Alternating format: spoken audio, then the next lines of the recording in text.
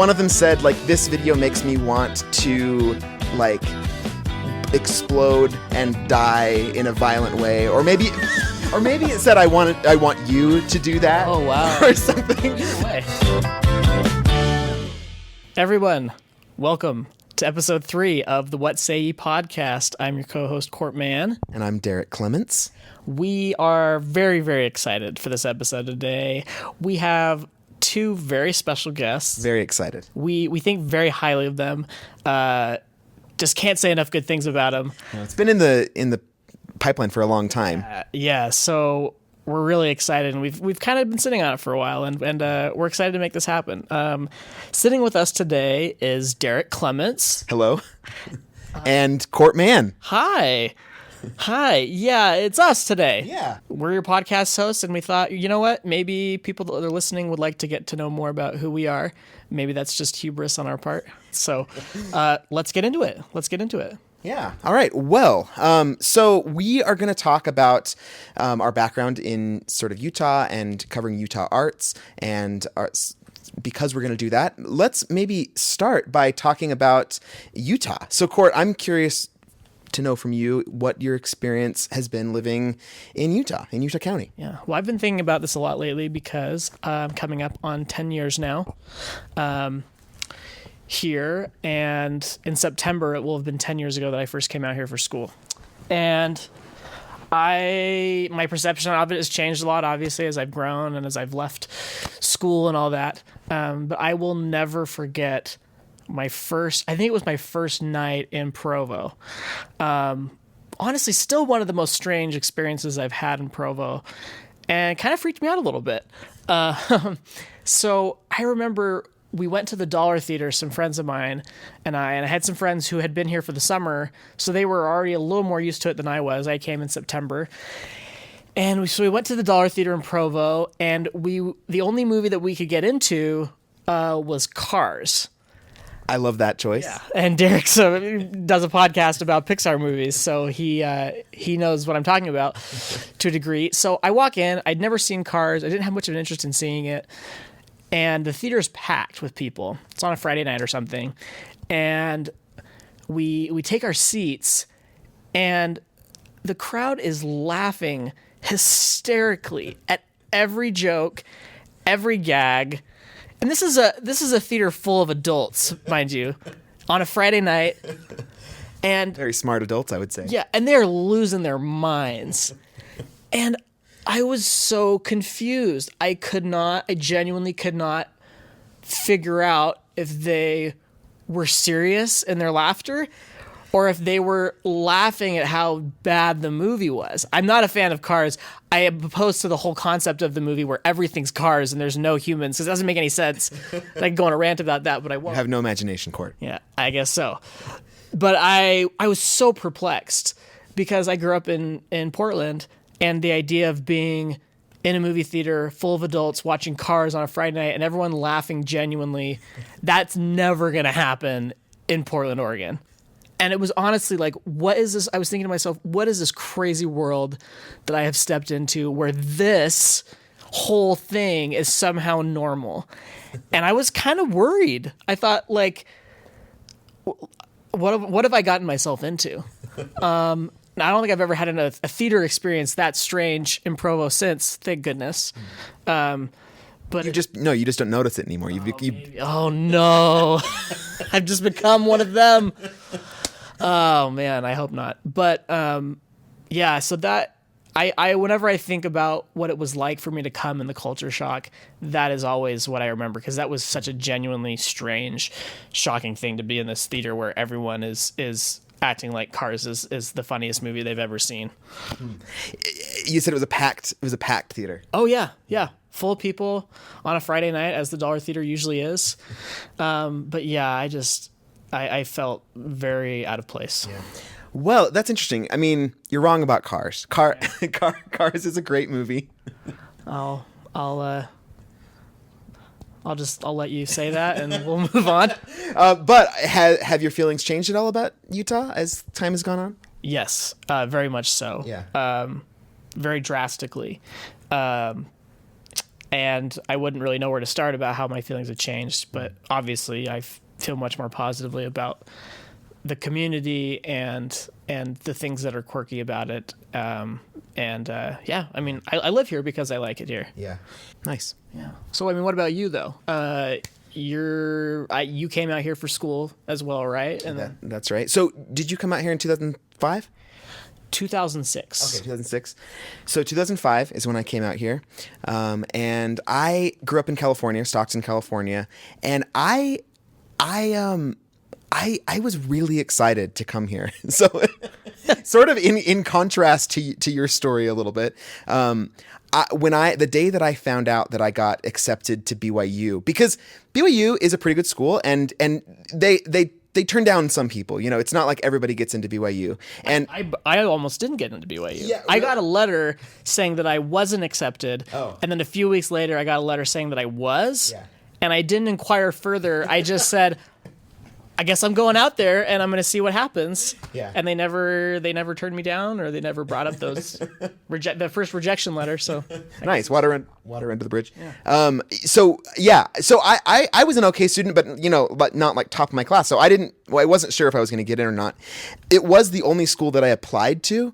So I think if I hadn't gotten into BYU, I probably would have gone to like a community college or something nearby. But I was so excited when I got into BYU that I sat down at the piano and immediately rewrote the lyrics to, speaking of Disney or animation, I rewrote it all comes back. It all comes back. It all comes back. And this has come back to me in many, many ways, but I rewrote the lyrics. In fact, I have a little bit of an audio that I want to play for you, Court. Oh my gosh. I have many thoughts on this. And feelings. And we haven't talked about them, so I'm eager to hear. Here we go.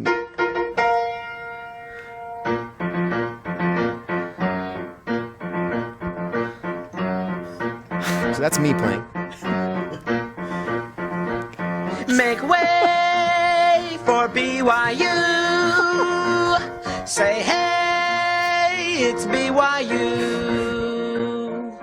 Hey, what's today? Is it deadline day? Oh no, gotta go log on right away, and I'll be the first on my block to click apply. Make way, here I come through the mail. Let me thumb. Hey, they sent me a good reply. BYU. And I should add, there's a music video on top of this with the CD-ROM video that they had included in the application or the acceptance letter. There's footage. So yeah. All right. See, I see you're laughing non-ironically there at the clever lyrics and stuff. I don't think you interpreted my reaction. But so I made this video, and this is actually on YouTube. We just pulled this up, but it's not my personal YouTube account. Okay. It's USU fans. Oh YouTube boy! Account. And there's 11, close to 12,000 views there. Oh man! 35 thumb ups. Only 37 thumb down. Okay, I don't know how that many people made it through the whole thing. Hey.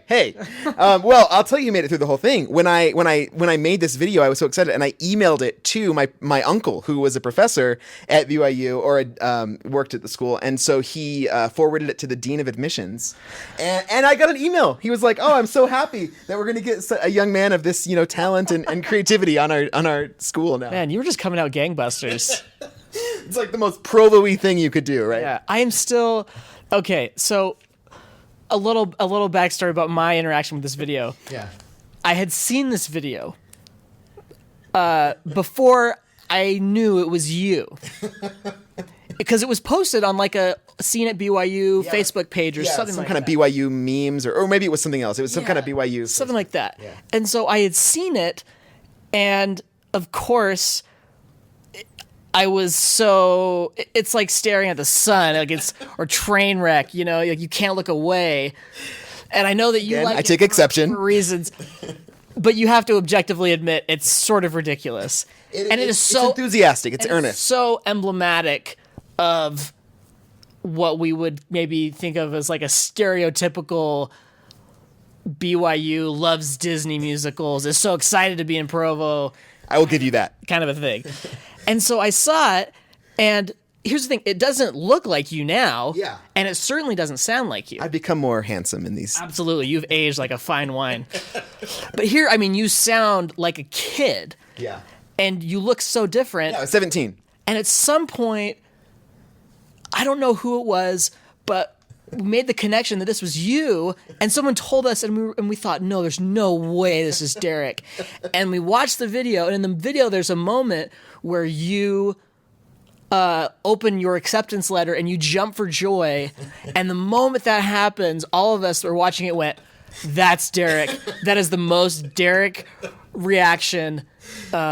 So yeah, and it's a treasure. It's a treasure. I think we can both agree on that. Thank you. I appreciate it. Yeah. I appreciate the treasure. Well, here's the thing. So I am sort of patient zero of how this got on the internet. So this is not my YouTube account, but I was the original person to post at a certain point. See, because I would play, you're going to hate this more, but I would play this song at like all kinds of like ward functions.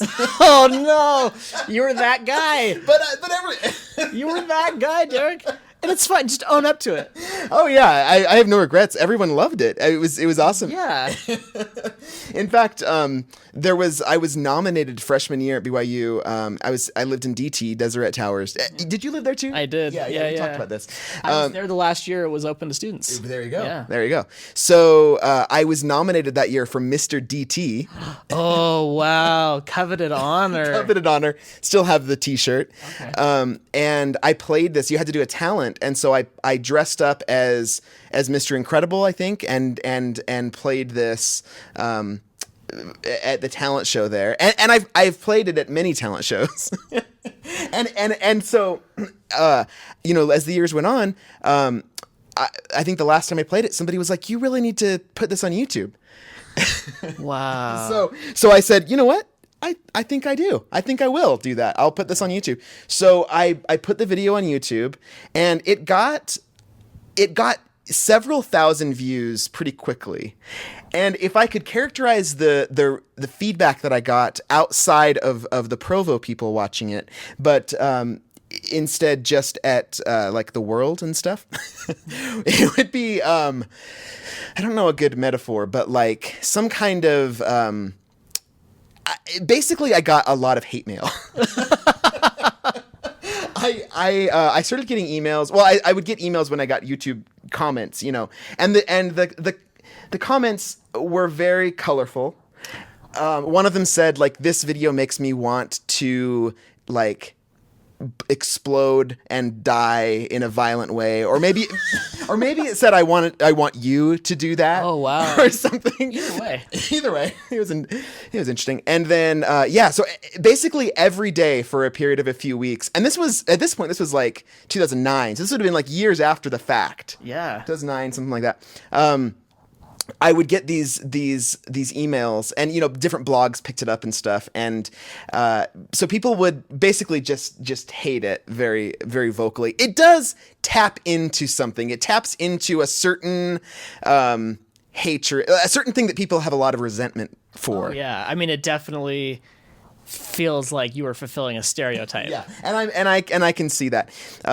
Although, I still like it. I think I play the piano pretty well. I think I don't really sing that well in it, but that's fine. I mean, from a technical standpoint, yeah. I mean, you nail it. Thank you. There's some lyrics that I'm proud of. Yeah. I mean, it's a good parody.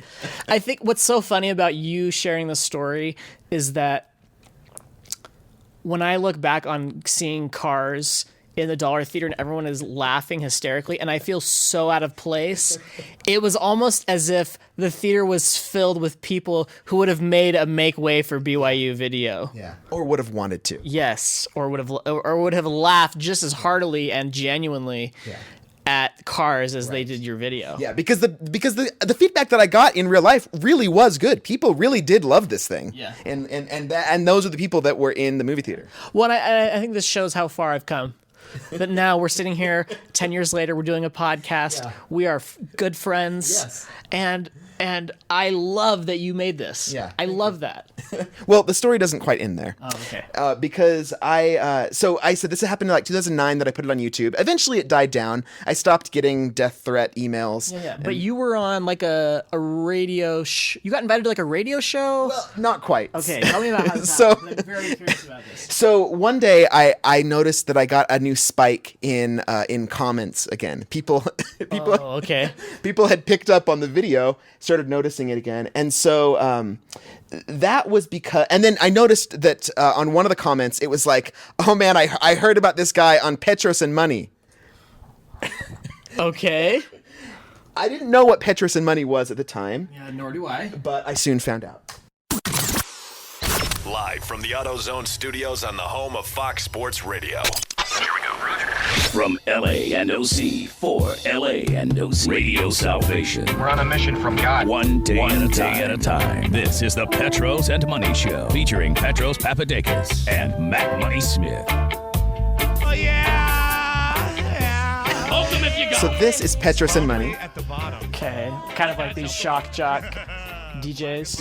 Yeah. So it was a radio show based in LA, and they do sports talk radio. Sports aren't really a thing that I know much about.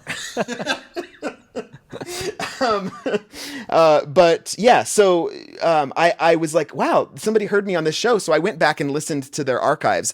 This is a show that does or did at the time, I don't know if it's still on, like 4 hours a day or 3 or 4 hours a day. So they're just looking to fill time. And since I have started making a lot of stuff on my own, I realized like, wow, like I did an internship at a place that produces 1 hour every 6 weeks of new material, right? And so the level of work required to make 4 hours or 3 or 4 hours of content every single day, I can realize they're just looking for stuff. But at the time, I thought, oh my gosh. I guess This is going to be your big break. Yeah, exactly.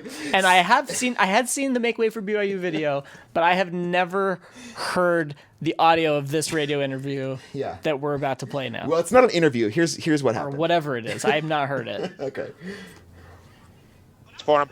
But I'm going to lean toward Utah, and I'm going to tell you why, Matt. It's because of this YouTube posting by some punk Mormon kid about BYU. I dare say, Matt, this is better than Appy State is hot, hot, hot. Remember that song? Appalachian State? Hot. I sang it for Coach Alvin Gentry last night, as a matter of fact, in the pregame show, because he's an Appy State guy. Did you really? Did he like it? Oh, he started laughing. I said, is that really your song? He said, you're damn right it is. Oh, my God. Oh, yeah, he confirmed that even when he went there, that was the Appy State official university song. Now, I hope nobody's just tuning in as this is playing. Because this is downright awful. This is some kind of latently gay high school kid who just got accepted to BYU. He'll never admit he's gay because he's Mormon. But he just got accepted to BYU. And he wrote this whole song entitled BYU. Tell me you're not rooting for the Utes to bust into the BCS and beat BYU and win the Mountain West after you hear this. This kid, and it's to Prince Ali by the Aladdin people, from the Aladdin cartoon. Prince Listen Ali, to this kid. This kid singing about BYU and what a great Mormon he is. I mean, it's infuriating. Ronnie, play the song. So then they go on to play the whole song in its entirety, and they kind of make commentary throughout the whole thing. So I heard this, and I was like, I'm on the radio. That was your takeaway. Hey, exactly. Good for me. This analogy isn't going to win me any favor or any fans, but it's like in Monsters Inc. when Mike Wazowski has all these horrible things happen, and whenever he's like in print or on the commercials or whatever, and his takeaway is I'm on a magazine cover. Yeah. That's kind of how I was like, oh my gosh, I'm on the radio. I didn't mind the negative things, and so I was like, I'm gonna make something of this. So I decided to send them an email. Okay. And I sent them an email, and I was like, hey, I'm that BYU kid. Okay. And I have a proposition for you, which is I will if you fly me out to LA and like get me a ticket to Disneyland, which makes sense thematically, right? Sure. So I said, if you do that, I will come into your studio and I will perform the song on the radio, on the air. I wonder how they reacted. Tell me, please. Yeah. Well, I can actually play you some clips of how they reacted. Oh my gosh. This is the best thing. Last night. Last night. Yeah, last night you texted me, check our email.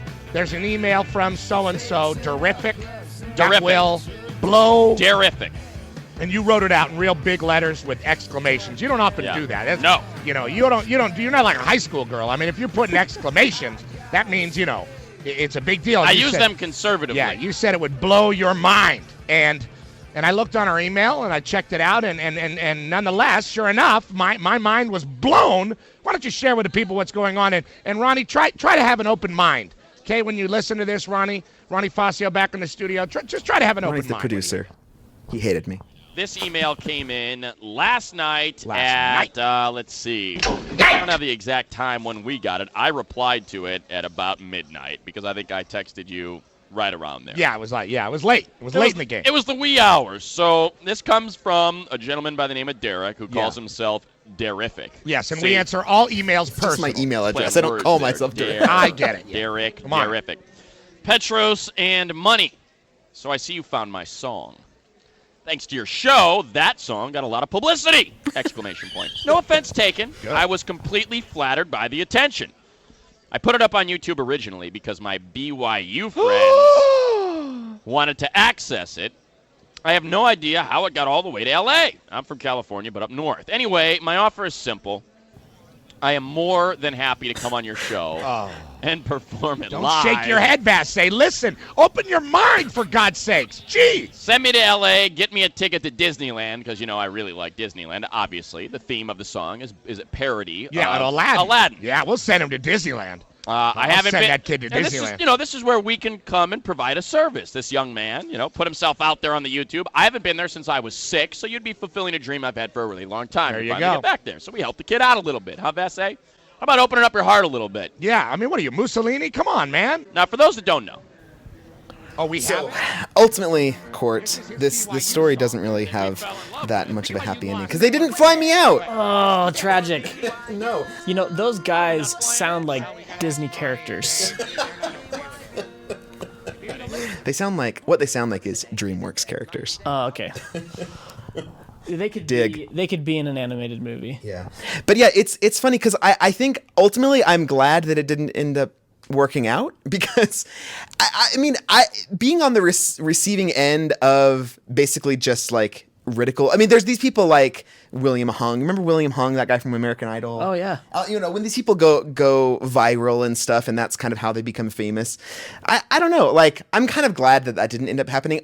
I have never like taken offense to the hate that I've gotten from this song. It's just a difference of opinion. Good. Yeah. But I am ultimately glad that nothing came of it. Wow. So, you did that, and you springboarded from that to doing a podcast about Pixar movies and just the world of Pixar called the Pixar Podcast. That is true. It's done very, very well. Thank you. Yeah, you've interviewed me about that podcast. You did, yeah, before you were an employee at the Daily Herald. I interviewed you about that. And you've been doing that for a few years now, right? Yeah, since like 2000. Since about, actually, it was I think that summer that I started it. And yeah. Wow, that's when you knew you had to move on. Yeah. I had to make my own things. I don't need to ride the coattails of people that hated me. So thank you, Petro and Money. I believe so. Yeah, they really, you have them to thank for everything. For everything. Thank you for everything to those guys. That's right. Let's, for a minute, let's talk about what we're working on individually. Sure. Yeah, that's a good idea. So tell me a little bit about stuff that you've either just completed or stuff that you have on the horizon that you're working at for the Herald that you're excited to share with people. Yeah, so there's a number of stories that I'm working on right now, but something I'm really excited about is actually something that was just published in Thursday's. This is going to come out Monday, and today's Friday as we're recording. So it was published in Thursday's paper, and both stories are online. And basically they are upcoming plays and musicals that are happening in Utah. So I have one story that's focusing on Utah County. I selected 10 for there, and then one story that's about everywhere in Utah other than Utah County. Yeah. And I have 10 there. And So the reason I'm excited about that is because, first of all, it's something I would have wanted to do anyway, because it just, like, as I'm planning the rest of my year, like, what do I want to go, as a viewer, attend and stuff. But there, I was able to, with the help of some people on, I put a call out on Facebook to help me with this, but I made a comprehensive list of every play that's happening in Utah. Wow. And every theater company. And so the theater companies, there's like 80 or more than 80. There's like tons of these things, and plays just through the end of 2016. There's going to be more than 200 plays happening in Utah.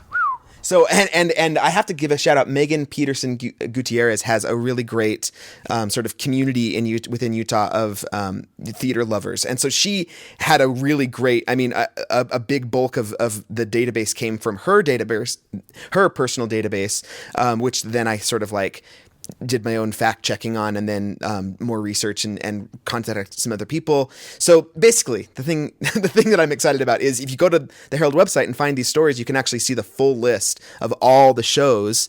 Wow. And you could even like copy them to a spreadsheet and sort them. I love spreadsheets. We were talking about this today about how there's just something about organizing that just puts you in your happy place. Yeah, it's so wonderful. I need to take a page out of your book because I just feel really discombobulated most of the time and overwhelmed. I love that kind of stuff. But yeah, so I'm really excited about those stories, and there's a lot of cool plays that I'm really excited about that are happening. Right so on. What's something you've been doing?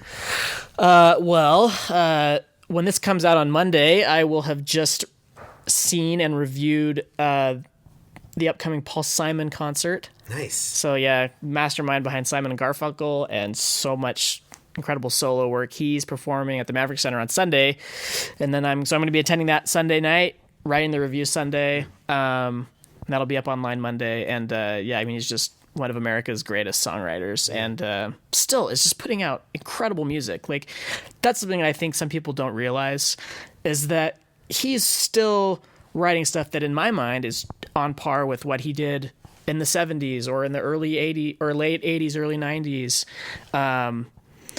He has a new album coming out next month, which I'm very excited about. And his last album, which came out in 2011, called So Beautiful or So What, for my money, I think it's on par with any of his best solo work that he's done. It's so good, and I am so amazed at how good it is. And it's just this really incredible reminder of his genius. So I'm really excited to see him in concert. I don't think he's like resting on his laurels at all or his past successes. Yeah. Paul Simon just wrote the theme song to Louis C.K.'s song. I found out about this last night when I should have been going to bed, and I started watching clips on Conan, and he talked about, Paul Simon wrote the theme song. Yeah, for Horace and Pete is the name of the show. It's one of the most amazing shows I've seen recently. It's just it's very intense, but it's a wonderful, wonderful show, and his music adds a lot to it. Yeah. Oh man, I heard that last night and was like, I gotta hear this song. And apparently the song that he does for the show is on his new album, which comes out next month. Ah, that's terrific. So, that's good to know. Yeah, so I'm doing that. There's one other thing I want to kind of give a teaser plug for. Okay. And I don't have a date for when this is going to be out there. But for the past year plus, probably for 14 months, I've been working off and on a music story that's going to be hands down the most extensive, broad, in-depth music story that I've done. When all is said and done, I think I'm going to have interviewed maybe about 40 people. Wow. Yeah. It's really vast. But I think it's going to be so interesting, and I'm still trying to figure out how I'm going to present it. I have some different ideas about how it could be presented with varying levels of ambition. And depending on what route I take, it could mean that I'm either on the tail end of it or I'm just getting started. Yeah. But whenever it does make its way out there, I am really excited about what it will have to say about music in the area. Wow. So yeah, at some point, hopefully maybe in the next year, or hopefully sooner, maybe in the next few months, I'll have more to show for it. But it's going to be really fun. I'm very excited to see what comes of that. Yeah. And it'll be a good kind of fun, not a piss off people, kind of fun for me, which I've done plenty of that, covering music. But I think it's going to be a good resource for people that want to know more about the music scene. So that actually leads to sort of one thing that I'm interested in from your experience of like covering local music, and that you've done this for a number of years at this point. What are some insights you've gained about the local music scene? Like what have you come to understand about local music? Yeah, I actually wrote about this a year ago. I did a couple pieces for Salt Lake City Weekly about the Provo music scene, and I talked about my experience with it. And I approached it as sort of a primer for people who are outside of Utah Valley, like for people in Salt Lake, and what would they want to know about the Provo music scene? Is that important for them to know about it? And as I was tackling that and writing about that, one of the things I wrote about was how when I got hired at the Herald about 3 years ago, it seemed like the scene was on a certain kind of trajectory. We'd had some major success with very big bands coming from here, bands like Neon Trees and Imagine Dragons, and fictionists and artists getting signed to major labels and then having success with those major labels.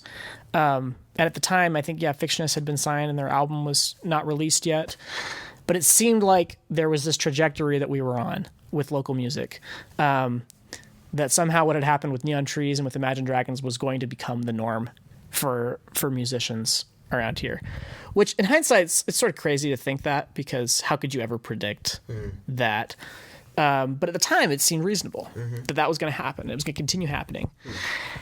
So I sort of thought my time at the Herald was going to be spent covering these other bands and musicians experiencing the same kind of exposure to a national audience.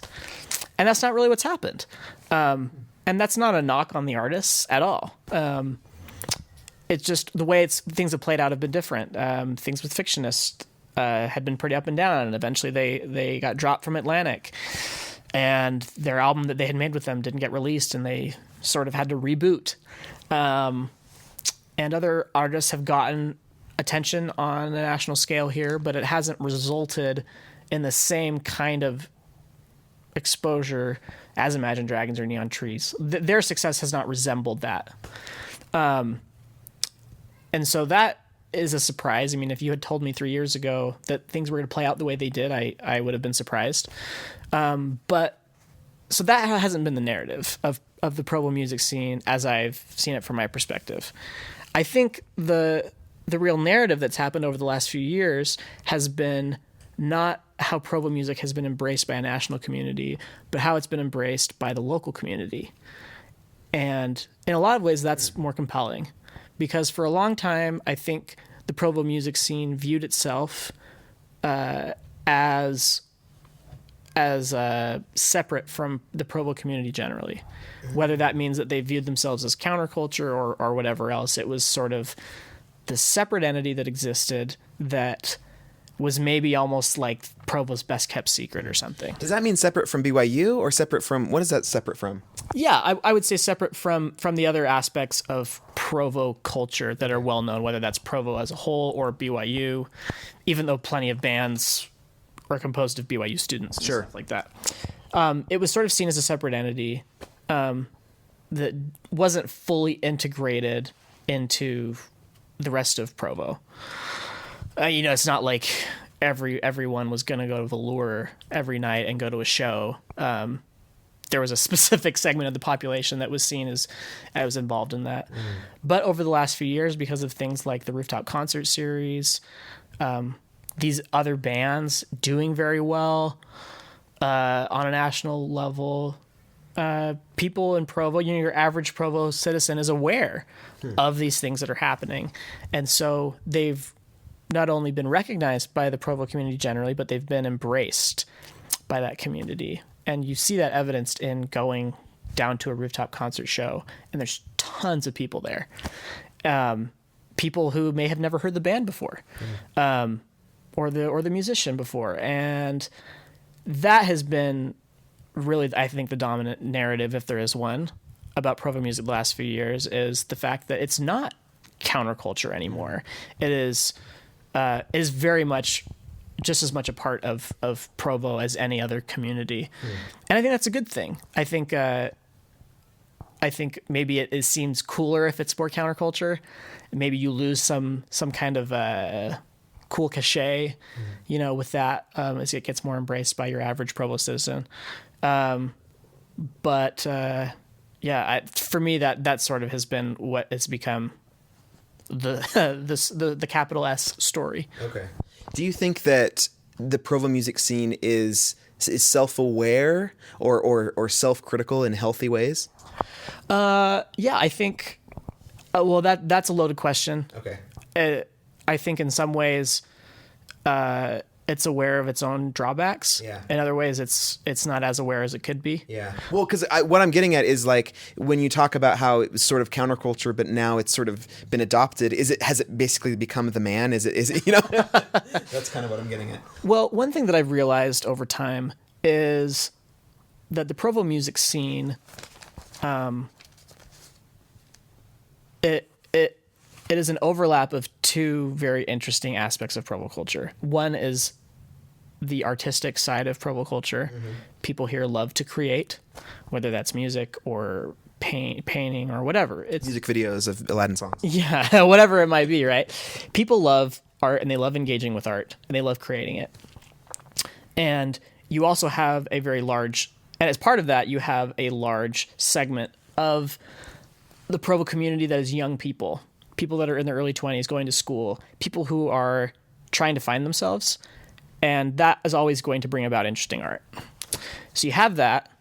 But then on the other end of things, Provo is and has been for a very long time a very fiercely entrepreneurial culture. It's a startup culture. Yeah. And in the music scene, you experience a lot of overlap with those. Because in a lot of ways, doing or being in a band and trying to get your music out there is, it's kind of a business in some ways, or it can be. It doesn't have to be. But for me, what's been so interesting is seeing the ways that those overlap and the ways that helps the music scene and hurts the music scene. Because obviously it's a tricky balance. It's very easy for a band or musician to get so focused on the quote unquote product or the branding or whatever else that maybe the music becomes secondary or it becomes seen as, I don't know, a means to an end. So I think that is always going to be sort of the push and pull in the music scene is how to reconcile those two instincts. Yeah. Cool. So you've been at the Herald how long now? A few months. I think February 22nd was my first day. Okay. So I mean, for you, what's your learning curve been? Well, it's cool because this is the first job that I've had that allows me to do the stuff that I've already been doing for the last several years. Because I started the podcast and I've been working more in the audio side of things. I did an internship with Radio Lab in New York and learned a lot about radio there. And I've just been making a lot of stuff. I mean, I've always had a blog that I wrote for and stuff. So that was always the thing that I wanted to do. And but I was a teacher. I loved teaching and I enjoyed that job. I wasn't really sure. And so then when this opportunity came up, the fact is arts and entertainment is I love arts and entertainment and I've always loved, covering it in the niche way that I have, on the Pixar podcast. And I've done a lot of interviews with filmmakers through that.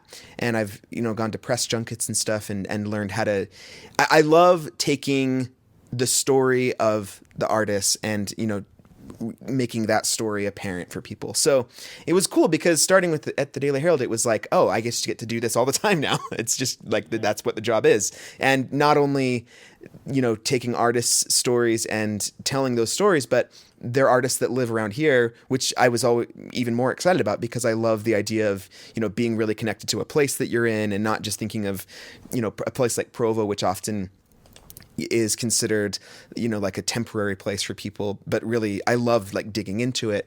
So yeah, it's really a combination of all the things that I'm naturally interested in. Well, I mean, I was super psyched to have you on board just because of the fact that you do have such a vast experience with storytelling. And that's another reason doing this podcast was at least for me personally, was I want to figure out how to tell a story in this new way, because as far as writing features, there's aspects of that I understand really well and that I've learned, and I still have a lot to learn and always will. But I wanted to do this, and I thought, what better person to team up with and learn that from than from you. So Thank you, sir. Thank you. you're welcome, my fine sir. All right, well, now we are going to get to the last segment. Yes. Usually we do 10 questions with our guests, and since we are the guests, we're going to be going back and forth and volleying some different questions to one another that we are not aware of. Yeah, I don't know what you're going to ask me. Yeah, and vice versa. So we'll end with that, and hopefully this has been interesting for the listeners. Hopefully this... I feel like I know you better a little. Yeah. And hopefully this is like a good kind of surprise guests that we're on today. Yes. Who should go first? Let me go first. All right, Court. What was your favorite class or teacher in middle school? Ooh, in middle school. I remember this very well. It was my 8th grade language arts class with Miss Talbot, and loved the students in that class. I loved her approach to that class. I learned a lot. That is sort of when I started to fall in love with writing. Wow. Even. And That's a good question that I asked. yeah, and I think about that class regularly. Really? And the experiences I had in that class. So yeah, that my 8th grade language arts class with Miss Talbot. All right. Shout out to Mrs. Talbot. Yeah. Oh, she was the best. Back in Portland. Yep. All right, go ahead. All right, Derek. If you could have your left hand replaced with any object, what would it be and why? Probably my recorder here. This recorder I'd be able to just record everything. There's actually a pretty good mic built into that, which we're not using, but, and so, that would be awesome. I just record everything. You could probably get an implant in your hand to record stuff. I could get like like clothing or something. I could get like a Darth Vader suit with like the zoom right in the middle of it. You have options. I have options. Okay. So this is one that I relate to as well. When did you lose your hair? Oh man. So yes, both Derek and I are bald. If you have not gathered that already, We talk about it a lot. We're not insecure or anything. this is becoming what our podcast is actually about: is our lack of hair. No, I got my senior pictures back, and I could see my scalp. And the thing is, I'd always had very thick hair. Me too. I had such thick hair, and this was the first time that I could see my scalp, and I thought, I think I'm losing my hair. And credit to my senior picture photographer. She touched it up so that you couldn't see my scalp. She's a liar. Yeah, I appreciate her making, or sort of helping me out with my own vanity. But yeah, that was when I first did it, and I first shaved my head about a year later. That's when I decided, okay, the jig is up. Nice, very good. Yeah. All right, Derek. You love Pixar, so this is for the Pixar fan in you. What is the all-time worst Pixar character? Character. Yeah. What one just is like the Jar Jar Binks of Pixar movies? Okay, well, there is no Jar Jar Binks of Pixar movies because every Pixar movie is at least good, in my opinion. Yeah. Is it Tow Mater from Cars? It is Mater. And I hesitate saying that. I hesitate. Yes! Some acknowledgement! I don't, because this undermines my defense of that movie, because I actually really like Cars. I think Cars 2 is not as good. I actually am very optimistic about Cars 3. I think Cars 3 is going to be good. Okay, well, I'll take your word for it. But yeah, Mater, there's something about him that I just don't connect with very much, and so I'm going to have to go with him. I'm really happy that was your answer. Some validation for me. Common ground, We may not have been friends 10 years ago. I may have been scared of you 10 years ago, but... That's right. All right. What is your favorite movie? My favorite movie is... Ooh. This changes a lot. Can I give you like a top 3? Sure. I feel like it always is back and forth between a few of these. Okay. Back to the Future, That Thing You Do, Pirates Punch Drunk Love. Oh, featuring Provo, Utah. That's right. Oh, we won't say how it's featured, but it's the best, like, weird Provo cameo. Like, what? Yeah. Finding Forrester and Elizabethtown.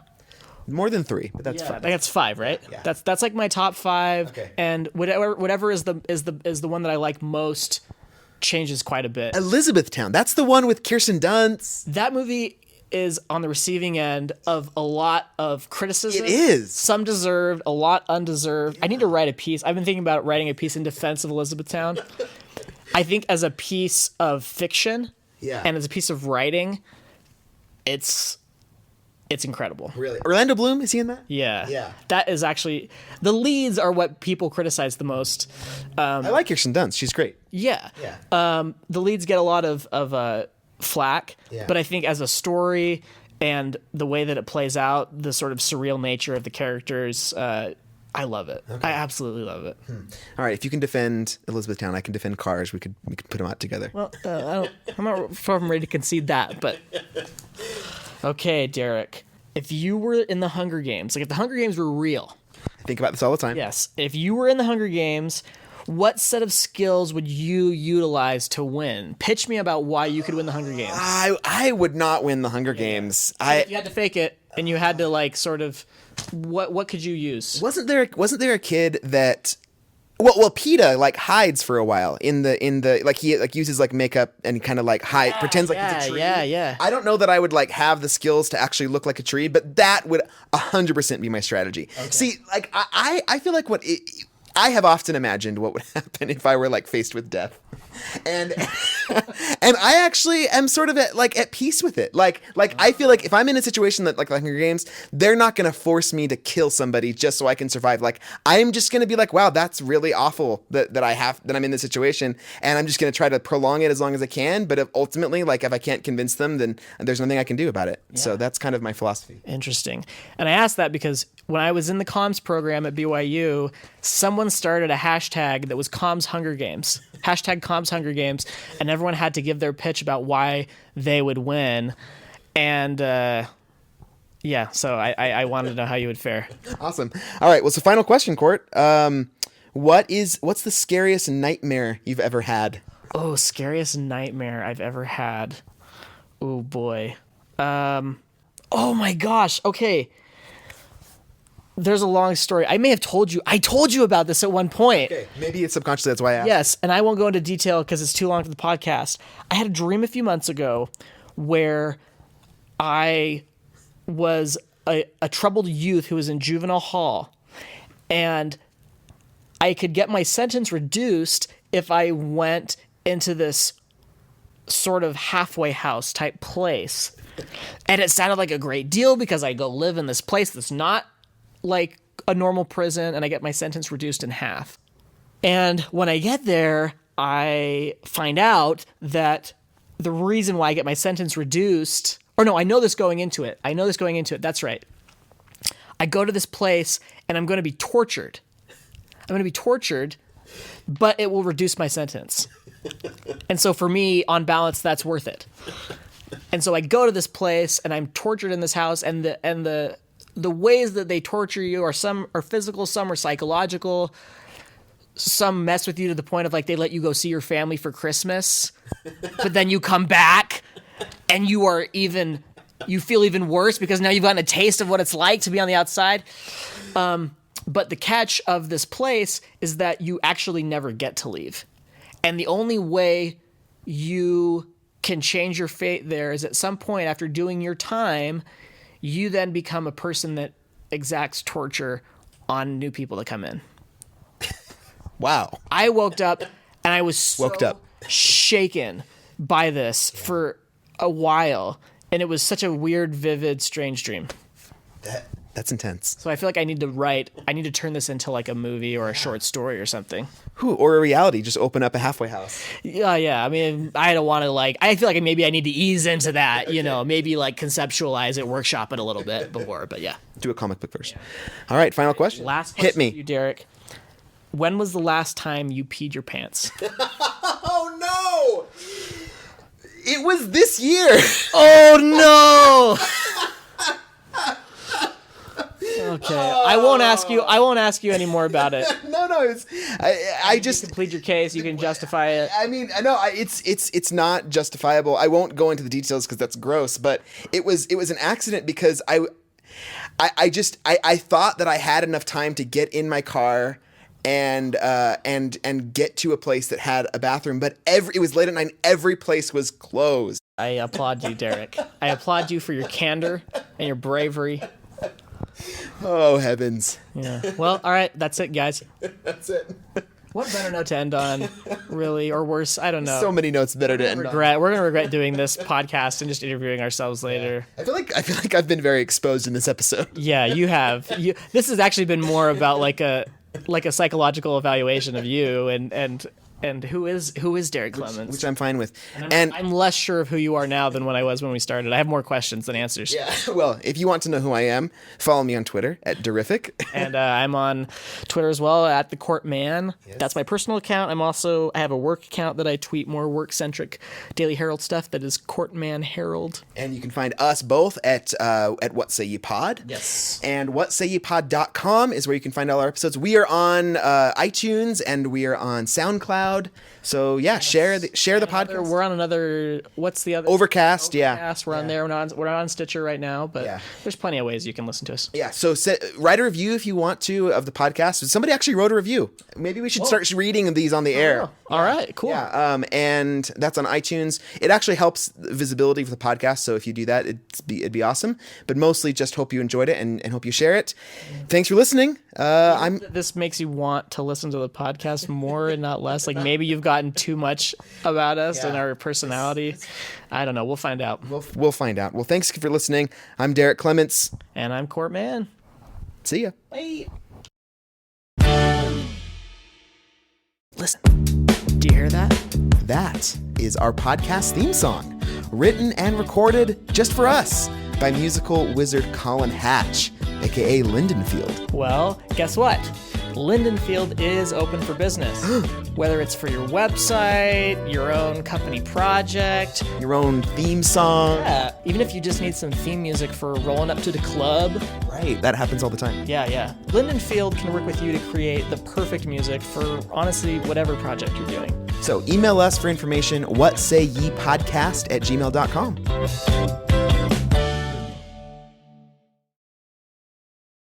How about opening up your heart a little bit? Yeah, I mean, what are you, Mussolini? Come on, man.